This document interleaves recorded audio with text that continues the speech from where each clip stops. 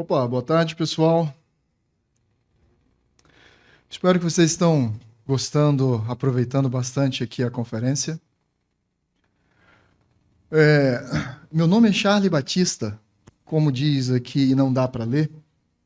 Eu sou Principal Product Solution Engineer. Tem que ler porque tem apenas 2 meses que eu estou na empresa e ainda não me acostumei com o que eu faço, digamos assim. Hoje nós vamos falar sobre redução de custo e aumento de performance. Tem um disclaimer. Os slides eles vão estar todos em inglês, porque essa palestra eu costumava fazer a palestra, um treinamento lá fora, mas a apresentação vai ser em português. E outro disclaimer, antes de iniciarmos, de fato, eu tenho um desafio para vocês. Vocês estão vendo que eu tenho uma estrutura aqui, eu coloquei de forma bem simples, onde eu tenho o nome de um campo, e aqui é o tamanho desse campo. Esse tamanho é em bytes. Então, eu tenho um ID, que é um integer de 4 bytes. Eu tenho um name, que é um char, com caracteres de 30 bytes. Age, 4 bytes. Height, 8 bytes. E salary, 4 bytes. Tomem nota desses valores, porque vocês vão ter que me responder qual o tamanho final dessa estrutura, o quanto ela vai armazenar em disco, em bytes. Vocês estão anotando? Melhor vocês anotarem. Ou tirarem foto, porque eu vou perguntar. Então, qual vai ser o tamanho final dessa estrutura? Isso vai ser importante para o que nós vamos conversar hoje.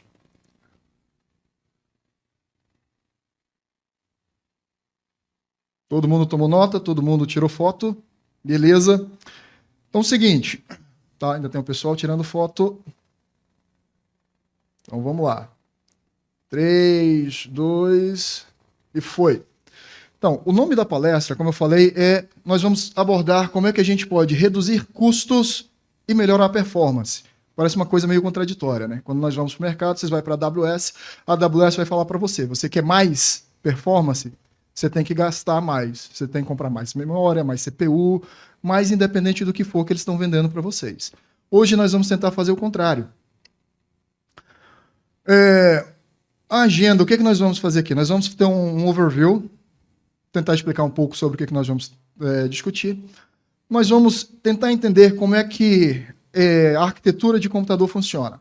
Para o pessoal que fez ciência da computação, dá uma relaxada, eu sei que vai ser meio redundante, aquela coisa toda, mas nós precisamos estar todo mundo no mesmo barco, todo mundo no mesmo nível de compreensão. Então nós vamos voltar um pouco na história, vamos voltar um pouco e entender como é que um computador funciona, como é que a arquitetura de um computador funciona, para nós então entendermos como é que as coisas funcionam dentro do Postgres. A ideia é nós sairmos aqui sabendo como o Postgres armazena os dados de forma interna. Então a gente vai ter que ir um pouquinho lá dentro, a gente vai ter que entrar um pouquinho nesse data files. Então, como eu falei, essa questão do data modeling aqui, eu não vou ensinar vocês a modelar tabelas, a modelar dados. Eu vou ensinar vocês como o modelo de dados de vocês pode influenciar no tamanho das tabelas e na performance do banco de dados. E vamos ter um summary no final. Então, do que essa palestra, do que se trata? Então, como eu falei, isso aqui se trata em entender, compreender como o Postgres, como o PG, ele armazena os dados. Se nós tivermos tempo ao final, eu vou fazer uma coisa que eu falei que eu nunca mais faria. Mas não é uma demo, só vou mostrar para vocês o resultado de alguns testes. O Fábio riu porque a gente estava discutindo bastante ontem sobre isso, que eu falei que nunca mais faria demos em apresentações. Mas o que nós vamos fazer? O que nós vamos tentar entender? Nós vamos tentar compreender como é que o meu modelo de dados, como é que organizando as colunas dentro do banco de dados, os tipos de dados eles influenciam. E, ao final, façam a conta aí de vocês, qual o tamanho daquela estrutura de dados, e vamos comparar ao final se vai bater com o valor que, de fato, isso aqui o computador armazenaria. Então, nós vamos entender o data store do Postgres, do PG, saber como é que as tabelas são organizadas, como é que os arquivos fisicamente são organizados, e como o Postgres trata a questão de null, not null, se colocar um inteiro antes ou depois, se isso influencia. Então, vamos lá.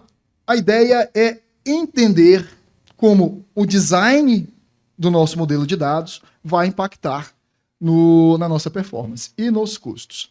Então, como eu falei, vamos lá.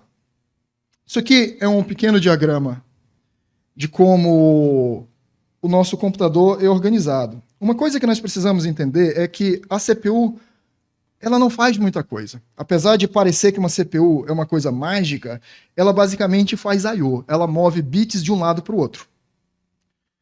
E tudo que nós temos no computador é relacionado a I/O. Se vocês olharem aqui, ó, nós vamos ter... Isso aqui parece uma pirâmide, né? Ela cresce de custo à medida que o negócio vai crescendo. E ela diminui em performance à medida que nós vamos para a base da pirâmide. Tem esse negócio chamado aqui, ó, magnetic tapes, é uma coisa antiga, do pessoal da minha época usava, que eram fitas mesmo, onde nós armazenávamos backups. E por incrível que parível, isso ainda existe. Muitas empresas grandes, ainda utilizam isso aqui, ó. Só que isso aqui é estupidamente lento, porque isso aqui faz acesso... não consegue fazer acesso aleatório. Então, é sempre acesso sequencial. Então, se você quer estar escrevendo alguma coisa lá naquela fita, deu erro, o que você tem que fazer? Você tem que rebobinar até o ponto que deu erro para escrever de novo. Então, o acesso é sempre sequencial e não dá para paralelizar devido à forma que as coisas acontecem. Só que é uma mídia extremamente barata. E as coisas vão crescendo. Ó. Nós temos discos magnéticos, isso aqui são os discos antigos, os antigos HDs que nós utilizávamos. Ou tem muita gente que ainda utiliza, tem clientes que utilizam. Nós temos, aqui também nós podemos colocar os nossos próprios SSDs.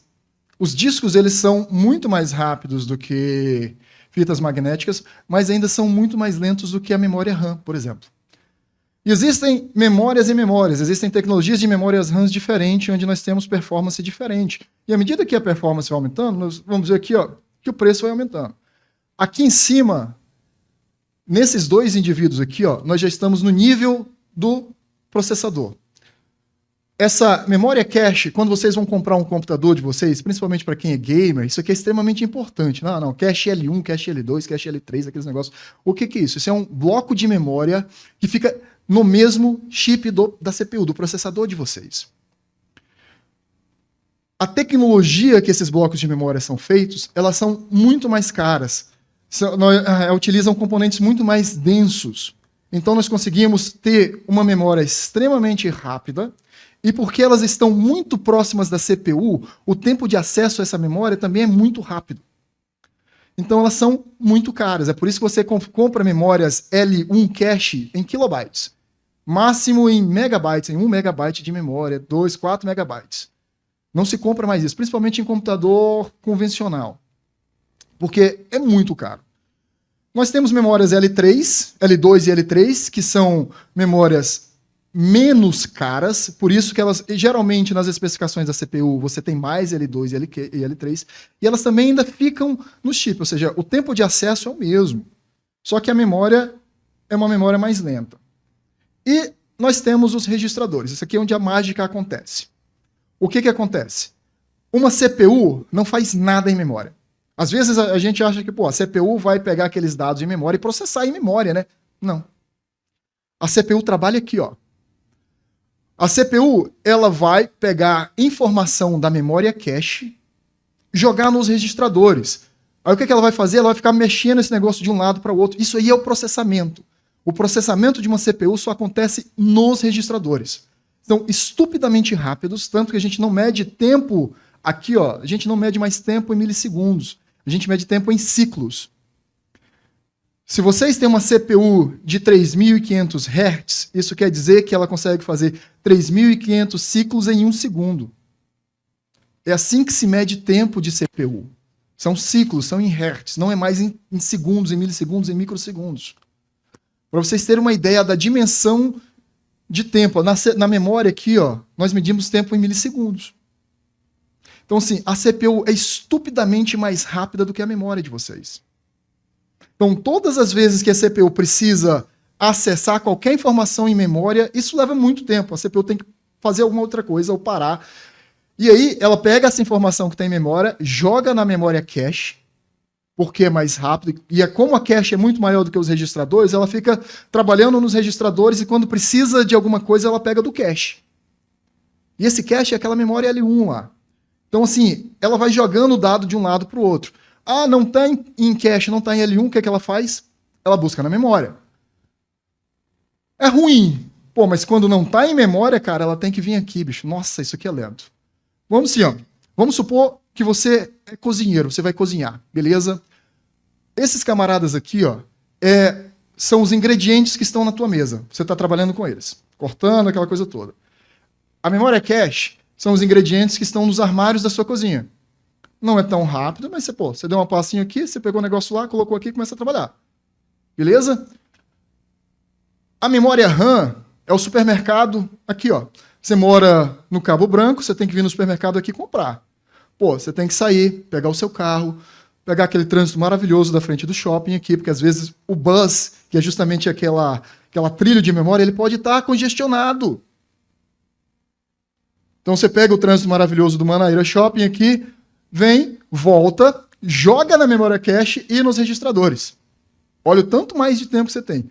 Cara, o disco magnético você tem que ir lá em Recife comprar. Essa é a proporção de tempo de diferença. Esse camarada aqui, ó, você tem que pedir da China pela Shopee. E às vezes pode parar na receita, viu? Porque dependendo se você tiver problema de comunicação, cara, parou na receita, já era. Perdeu aquela coisa toda, se taxou, já era.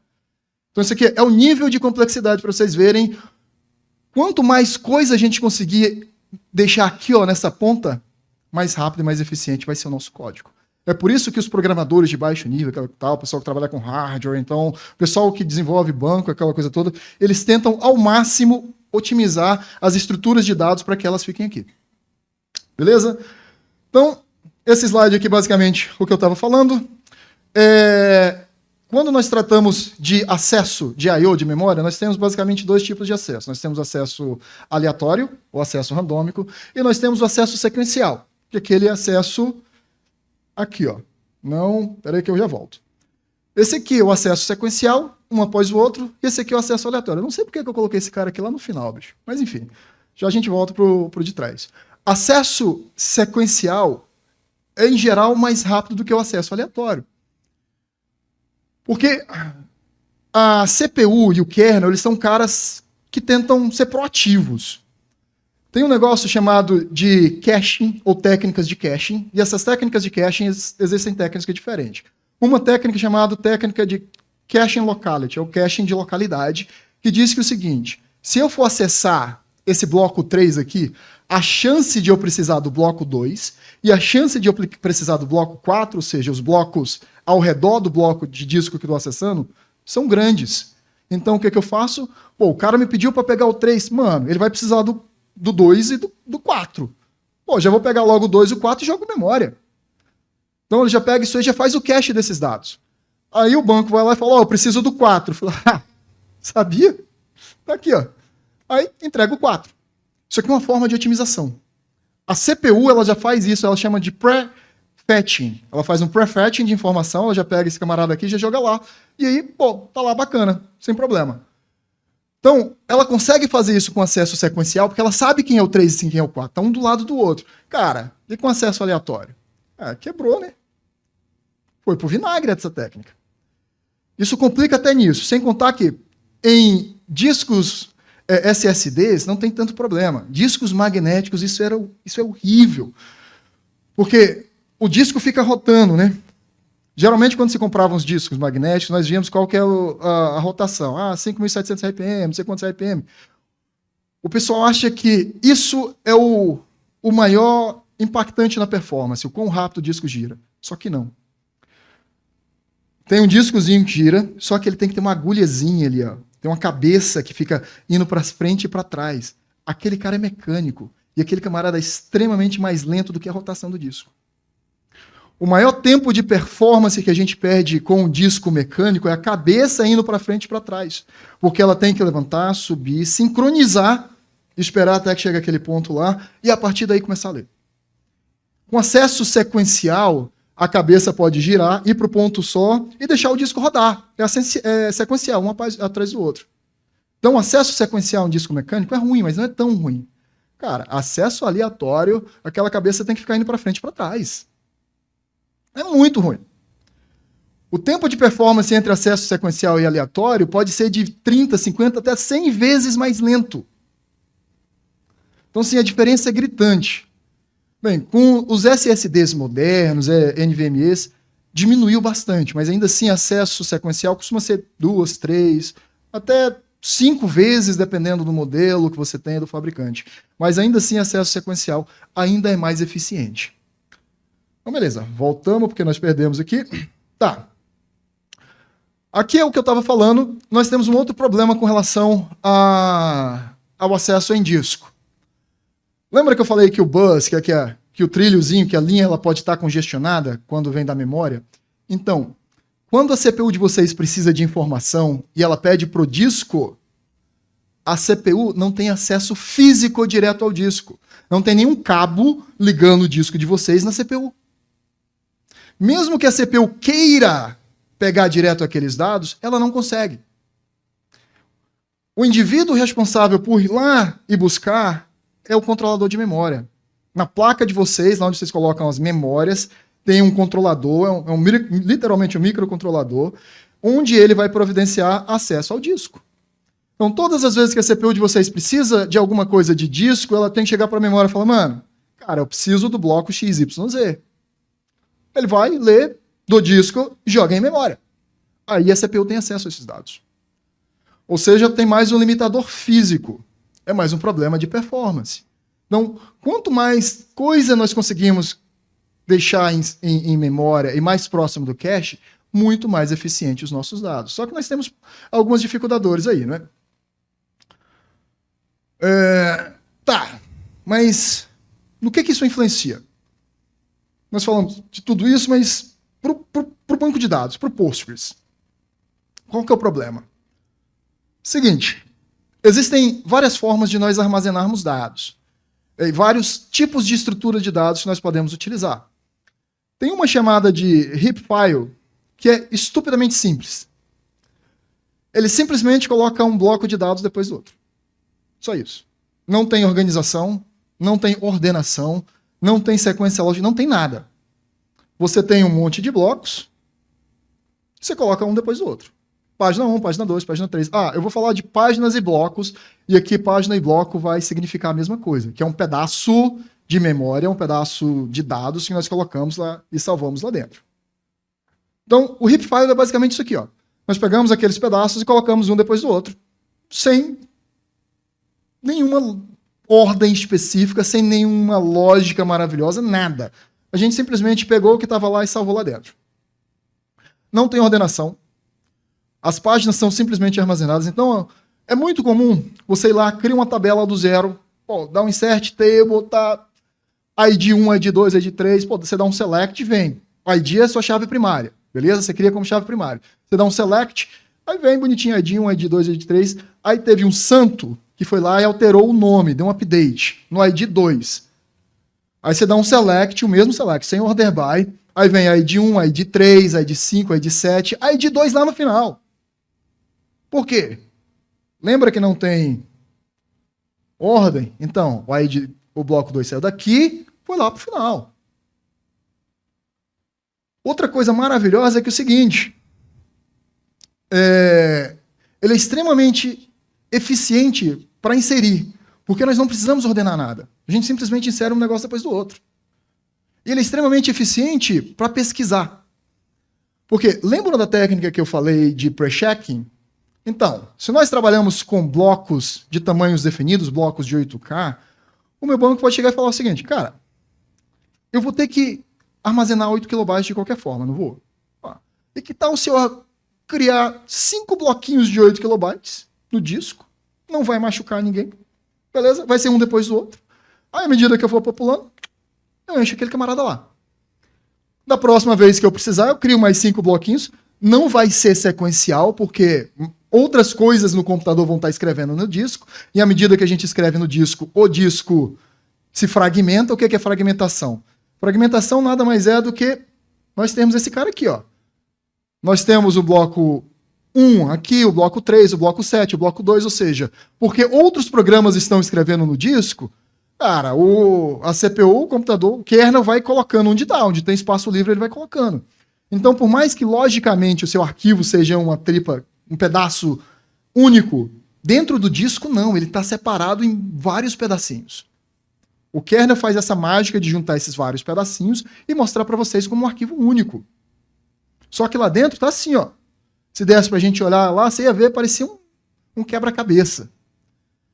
Então, dá para a gente utilizar essa técnica. Pô, nós vamos ter que precisar de qualquer forma.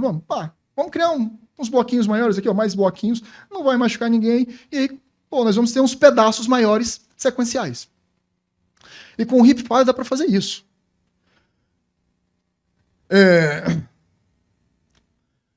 E como eu falei aqui, ó, cada página ela pode ficar no disco, fisicamente, em qualquer lugar do espaço. Não precisa necessariamente ter um lugar fixo. Só que aí existe um negocinho bem interessante.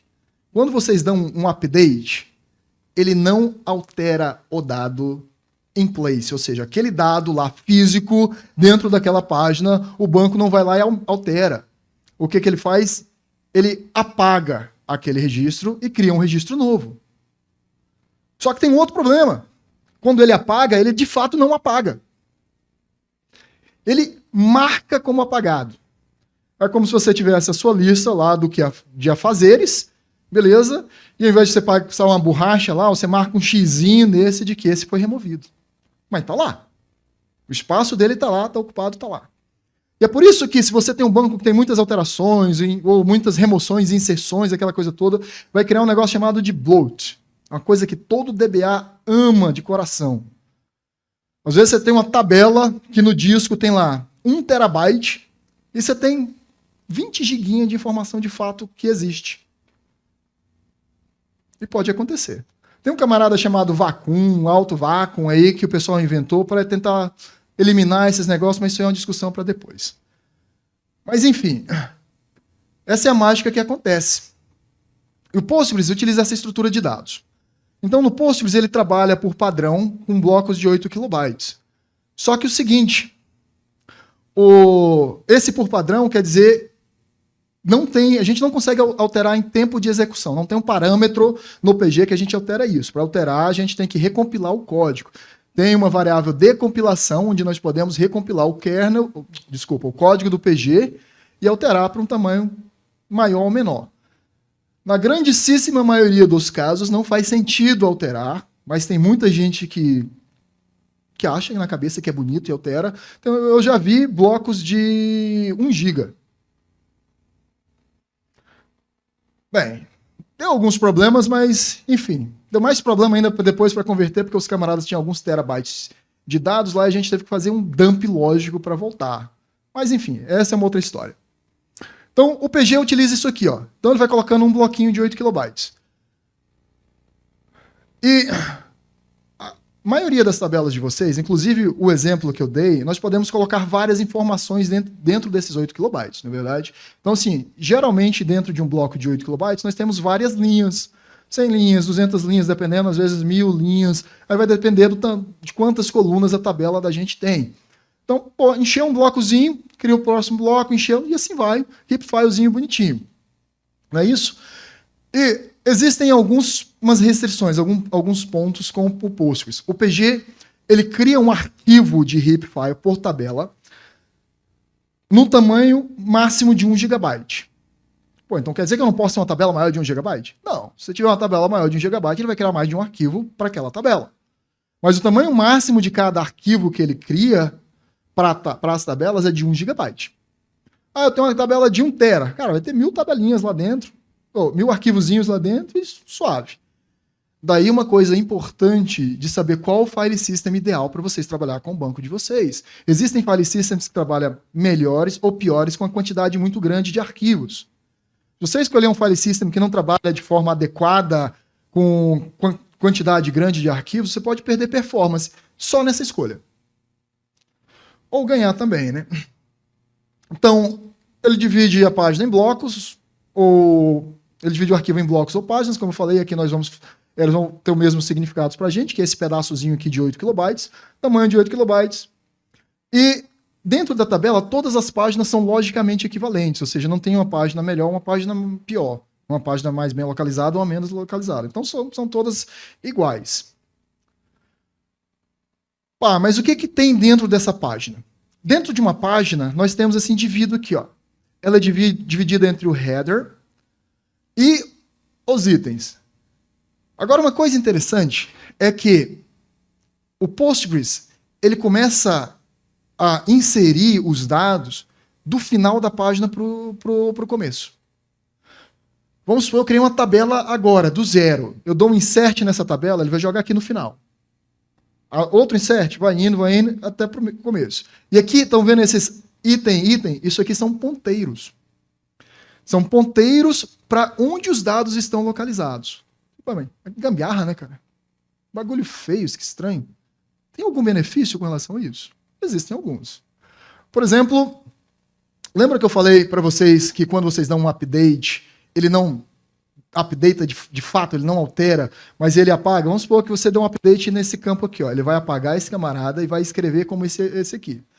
Se tiver um índice, o índice tem que ser atualizado também, né? Porque, mudou de posição. Não tá...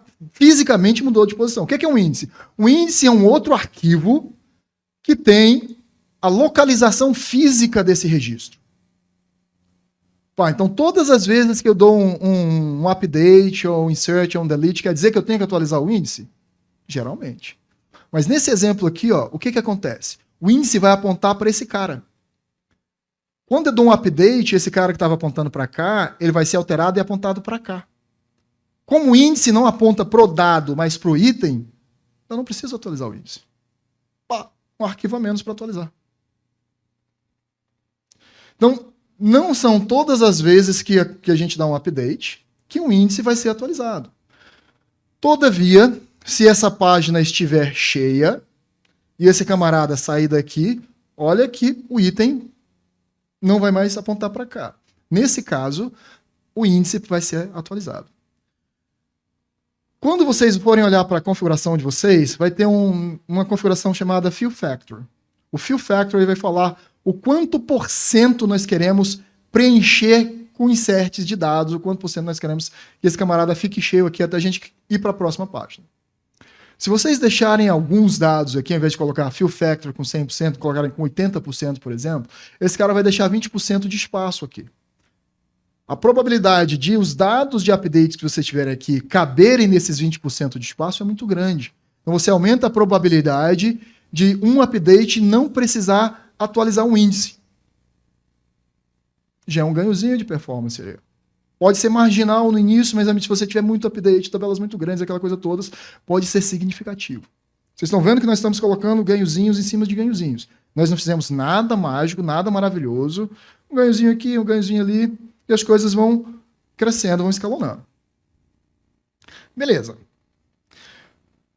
Aqui, ó, nós começamos com a página.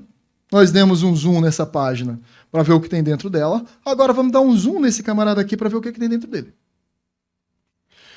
Isso aqui é um layout básico, existem mais coisas, mas isso aqui é um layout básico do que acontece dentro de uma row. Então o que acontece? Todas as vezes que nós inserimos os dados, nós temos um header. Olha, presta atenção, nós temos o header da página, isso aqui é dessa página, vai ter informações a respeito da página, como quantos campos nós temos, quantos registros, aquela coisa toda, onde a página termina e algumas outras informações. E nós temos também um header da coluna. Dentro desse header nós vamos ter várias informações, como onde a coluna termina, se nós temos ou não nulos aqui dentro. E uma coisa importante é como o PG armazena nulos. Alguém aqui quer dar um chute ou sabe como o PG armazena nulos? Não? Vamos voltar aqui para o meu exemplo. Olha, vamos supor que eu tenho esse indivíduo, not null, Da mesma forma, os outros. Eu vou colocar assim, ó. Esse é not null, o ID é not null, a idade pode aceitar nulo, e todos os outros campos podem aceitar nulos. Para facilitar aqui a compreensão. Então vamos lá. Estou dando mais uma chance para quem não tirou foto, tirar foto. Lembrando que ao final eu vou perguntar qual que é o tamanho final dessa estrutura de dados. Anotem ou tirem fotos, porque eu vou perguntar. Então olha aqui, ó. O ID não aceita nulos, o nome não aceita nulos, e nós temos 3 campos no final aqui que eles aceitam nulos. O que o PG vai fazer? Pô, será que ele vai deixar um espaço em branco entre um campo e outro? Voltando para cá. Aqui são espaços dos campos. Vamos supor que cada pedacinho desse aqui seja um dado de um campo daquele. Será que ele vai deixar um espaço vazio? O que ele vai fazer? Não. Ele vai determinar qual que é a ordem dos campos aqui. E vocês estão vendo esse null bitmap? No header, no final do header aqui, ó, ele tem um mapa de bits, onde ele vai dizer quais os campos são nulos e não nulos. Então, no nosso exemplo aqui, ó, nós vamos dizer que... o primeiro campo, ele não aceita nulo. O segundo campo não aceita nulo. O terceiro, o quarto e o quinto. Eu tenho um mapa de bits. Isso aqui que é um bitmap, é um mapa de bits. Opa, esse aqui não pode ser nulo, esse também não, esses outros 3 podem. Pronto. Tenho a minha informação. Isso aqui é da forma que o PG vai armazenar os nulos para vocês lá dentro. Então, não vai ter excesso, não vai ter nada aqui. Todas as vezes que tiverem campos nulos, ele não vai ter que colocar espaços entre um campo e outro. Beleza?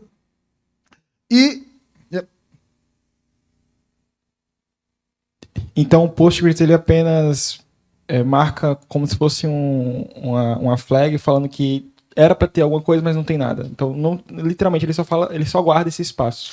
Ele não guarda o espaço. Ele vai... Aqui dentro nós vamos ter informação de como os dados estão organizados. Não apenas aqui, mas ele também... Para saber como a estrutura recupera depois, nós precisaríamos ir no catálogo. No catálogo do PG, quando você cria uma tabela lá, ele determina como aquelas tabelas são organizadas.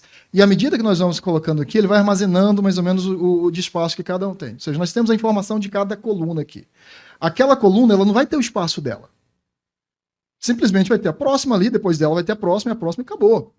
Entendeu? E ele vai falar aqui, olha, ele vai olhar aqui. Tá vendo que nesse caso aqui, ó, eu tenho, vamos supor que eu tivesse apenas um campo nulo. Ele olhou que, opa, esse camarada possui uma coluna que pode ser nula. Ele vai ter um tratamento diferenciado para essa tabela. Se ele olhasse e visse isso aqui, ó, não tem nenhuma coluna nula. Então, ele já vai ter um outro tratamento. Isso aqui, geralmente, deixa ele mais rápido do que se nós tivermos. Porque lá ele vai ter que ver no catálogo o que é, saber separar quais certinhos as ordens, aquela coisa toda. Então, isso leva mais tempo de processamento.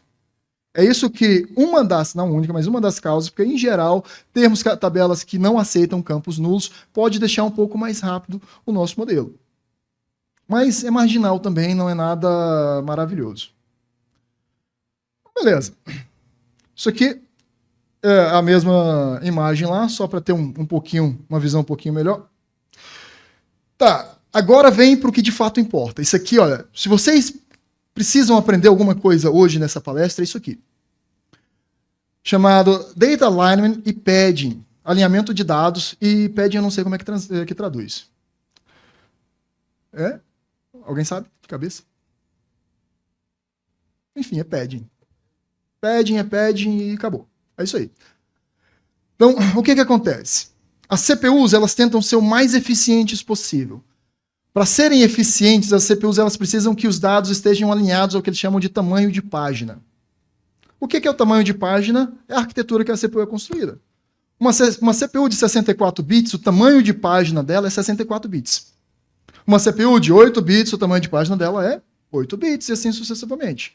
Hoje em dia, a grande maioria das arquiteturas que nós trabalhamos são CPUs de 64 bits ou 8 bytes. Não é isso? Então, o tamanho de página vai estar alinhado com 8 bytes. O que isso quer dizer? Isso quer dizer que, vamos supor que eu tenho essa informação aqui. Ó. Agora é a hora da verdade. Qual que é o tamanho disso aqui, pessoal? 50? Vamos lá. 30 mais 4, 34, 38. Não, ignora nulo. Ignora nulo. Isso aqui é o nulo eu coloquei. Vamos supor que é tudo lá. 38, 42... Ou não, 38, 46. Pô, tô bom de matemática. 50, né? Quem concorda que é 50? Tem um monte de gente que discordou. Alguém que discordou, dá um outro número aí. Bora? A gente tem tempo. Ó, eu vou apontar alguém, hein? Se ninguém falar, eu vou apontar alguém. 50? Então todo mundo concorda que é 50? Se alguém não levantar a mão, vai ter que responder por quê.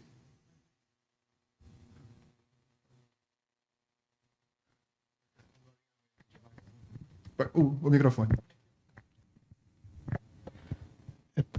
Porque tem que levar em consideração o alinhamento de bytes. Né? E o que isso quer dizer? Quer dizer que aquele primeiro int 4 e o segundo vão ser alinhados pelo int 8 ali, ou seja, vai aumentar 8 bytes.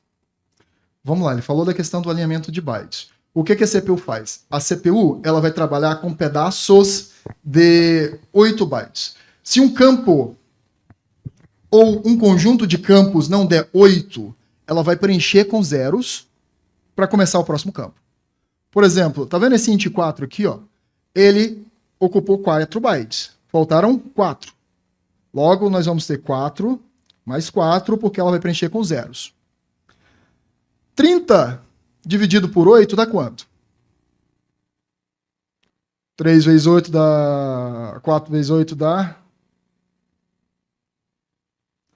4.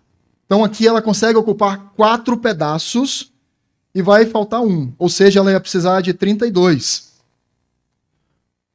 Ou seja, não é isso? Só que vai dar 4 e um pedaço de outro que já vai... que ela vai colocar 30 e mais 8. Por causa desses dois, ela tem que preencher com 6 zeros. Não é isso? Esse 4 aqui, ó, 4 mais 4. O 8, beleza? Esse 4 aqui, mais 4 no final. Então, nós temos esse aqui, ó, se nós tivermos outro int 4, por exemplo, nós temos int 4 e outro int 4, não tem um problema, porque ela consegue juntar os dois no mesmo bloco e deixar alinhadinho. Se um sobrar, passar, ou se o da frente for menor do que o espaço que cabe, ela não consegue fazer esse alinhamento. Então não vai ter 50. Não fiz a conta, mas deve ter próximo de uns 60. Vamos chutar que seja aqui, ó, 64. De 50 para 64 deu 14 bytes que nós perdemos preenchidos com zero. E o que isso quer dizer para nós? Aqui é um exemplo do que a CPU faz. Tá vendo aqui, ó? Ela pega esse pedaço aqui. Isso aqui é padding. Esse padding aqui são zeros que ela tem que colocar até chegar lá no final. E o que isso quer dizer? O PG, para ser eficiente, ou qualquer outro banco, eles trabalham com isso, dessa forma também, com essa questão de alinhamento. E cada campo que vocês criam, o tipo de dados vai determinar o alinhamento ou padding que a coluna de vocês vai ter. Então, um char, ele não precisa necessariamente de alinhamento, porque é só de 1 byte. Mas se você ocupar um char com 32, igual eu coloquei aqui, ó, ele vai tentar fazer até o final e gerar um padding lá no final. Um short, o tamanho dele é de 2 bytes. Na nossa arquitetura de 64. Ou seja, se é 2 bytes, você consegue colocar 4 shorts um depois do outro. Se você colocar um short primeiro e um float de 8 bytes, você vai ter 6 bytes de padding. Isso aí é como o modelo de dados de vocês vai influenciar. Você pode ter uma tabela que você consegue economizar 20% de espaço ou mais, dependendo da tabela que você está criando. Sem mudar absolutamente nada. Sem colocar um campo novo, sem criar um campo novo. Então, é muita coisa. E vocês lembram que tudo que está em disco vai para a memória, de memória vai para a CPU? Então, vocês estão jogando coisas em CPU e em memória de forma desnecessária. Esses zeros aí, esses lixos que existem aqui, vão para a CPU de vocês. Eu fiz um testezinho aqui, ó. Pô, ficou ruim pra caramba para ler. Nem eu consigo ler. eu criei duas tabelinhas. Na verdade, eu criei uma tabelinha onde essa tabelinha aqui, ó, ela tem um ID, na verdade ela tem um ID, o ID do pai, ela tem um isActive, que é booleano, ela tem uma quantidade, que é um int8, ela tem um valor, que é um number, e ela tem o ID do pai, na verdade. Aqui, o último aqui. Então, uma tabelinha muito simples, eu não coloquei nenhum varchar, nenhum char, nada para não complicar, coloquei só valores numéricos. E eu coloquei de uma forma natural, onde as pessoas iriam criar o ID da tabela, o ID do parent, geralmente é isso, a quantidade, um campo se ele está ativo e o valor, ou seja, de forma como nós pensamos assim de organização. Eu inseri 1 milhão de registros. Deu 70... Deixa eu ver se dá para aumentar aqui assim, ó. Vai dar para aumentar, vai ficar melhor aqui.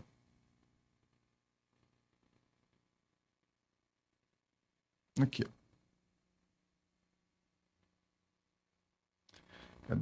Cadê você? A tabelinha, ó, deu 73 megabytes.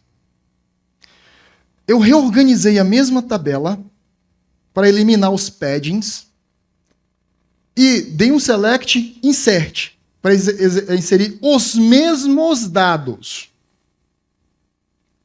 E o resultado foram 57 megabytes. Nessa tabela pequena de poucos campos com poucos registros.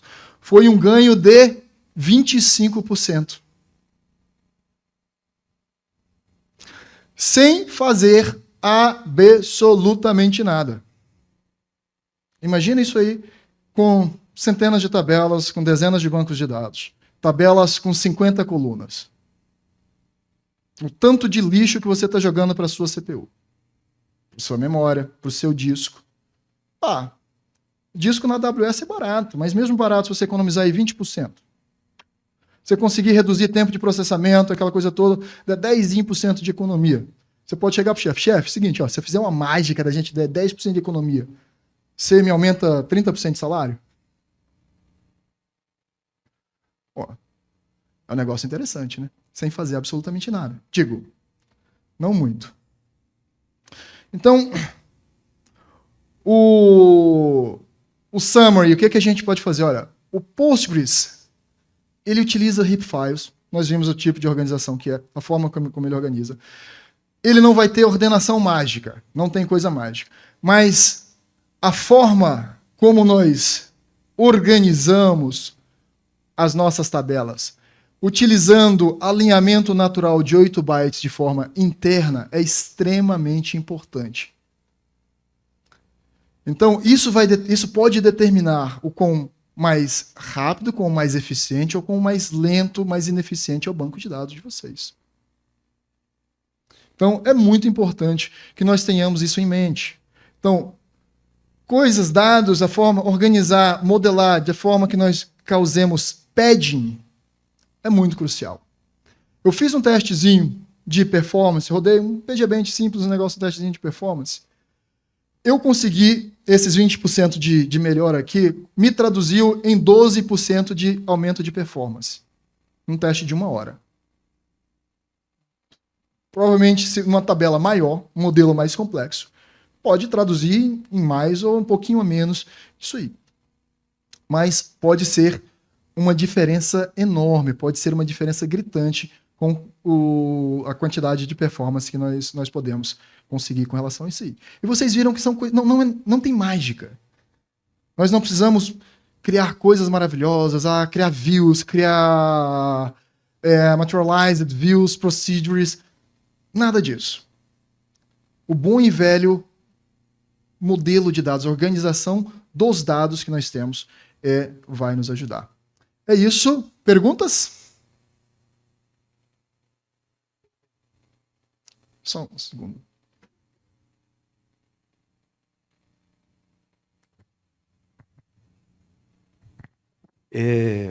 Primeira delas, eu não sei o Postgre, eu sei que não, mas o EnterpriseDB utiliza alguma biblioteca de heap para ajudar isso, tipo JMalloc, Smart Heap, algo assim? No caso das bibliotecas que você está falando, JMalloc, aquela coisa toda, isso aí são bibliotecas de alocação de memória. Sim. Eles não têm nada a ver com alocação em disco. Isso aí não iria ajudar, porque ele ajuda na questão da fragmentação de memória. Sim. Porque o que acontece? Vamos supor, vamos pegar aqui que fica mais fácil de representar. Vamos supor que você pegou esse pedaço de memória, todo esse pedaço de memória, o Postgres requisitou todo esse pedaço de memória do sistema operacional, e o Postgres vai fazer o gerenciamento de memória. Então, o Vacuum precisa de memória, a gente entrega um pedaço.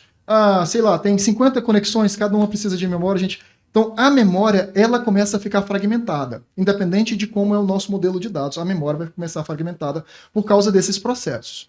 Tá, quando o Vacuum terminar, ele vai devolver aquele pedaço. Vamos supor que o Vacuum utilizou 4 bytes de memória. Tá vendo? Ele está nesse espaço aqui, livre. Eu tenho esse espaço ocupado, eu tenho mais memória para lá. Tem uma outra conexão que entra e precisa de memória.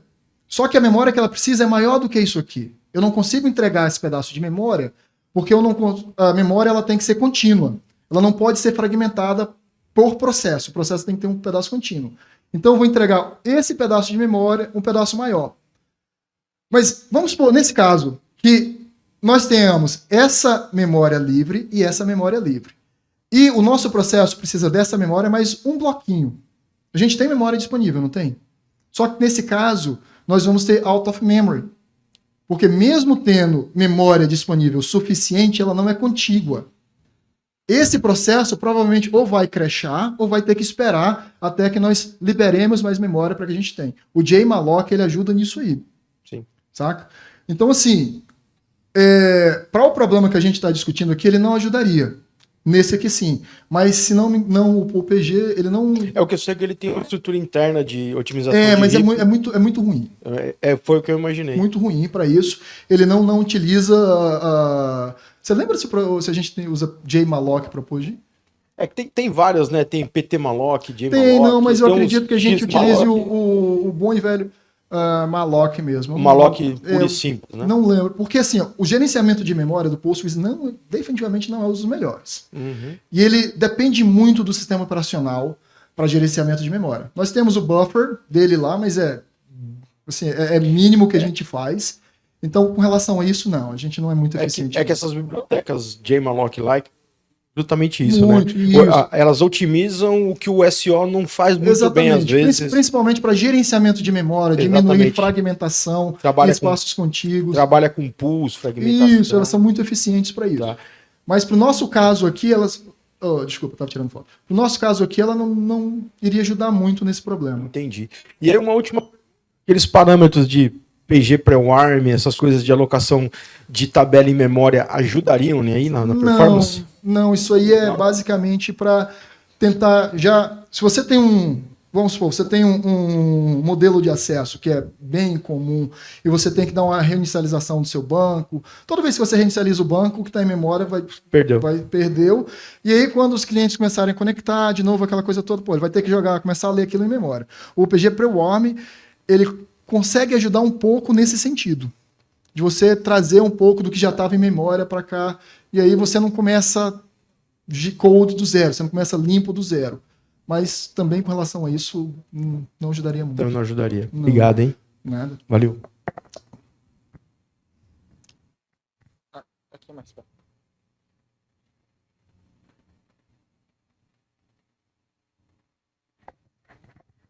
Essa última meditação que tu mostrou aí, de organizar os dados, isso vai refletir em wall, tráfego de rede na replicação, esse tipo de coisa? Tudo. Lembrando que tudo é alinhado. Os dados vão ser alinhados, e aí ele vai replicar, vai lá para frente, a sua réplica vai ter o mesmo problema. Lembrando que a sua réplica é uma cópia literalmente física da sua primary. Então, se você tem bloat no primary, vai ter lá para frente também. Se isso aqui está grande demais aqui, vai ter lá para frente. Então, toda a sua cadeia vai sofrer com isso aí. A não ser que você utilize replicação lógica e a forma que você organizou lá na frente é um pouquinho diferente, só que aí vai dar um trabalho para você não quebrar e a chance de você quebrar é gigantesca, então vai tudo para frente. Vai.